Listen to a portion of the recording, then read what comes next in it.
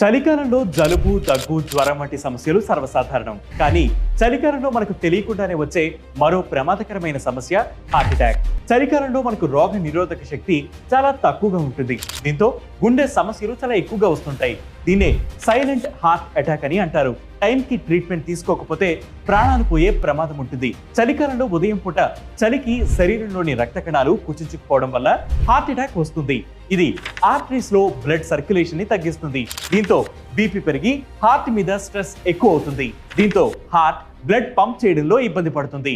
Morning నిద్ర లేవగానే అలసటగా అనిపించడం, ఛాతీలో అనీజీగా ఉండడం, చలిలో ఉన్నప్పుడు శ్వాస తీసుకోవడంలో ఇబ్బంది కలగడం హార్ట్ అటాక్ సిమ్టమ్స్. అలాగే నిద్ర లేవగానే తల తిరగడం, వికారం, చల్లని చెమటలు కూడా వస్తుంటాయి. ఇలాంటి సిమ్టమ్స్ తరచుగా కనిపిస్తే డాక్టర్ని సంప్రదించడం మంచిది.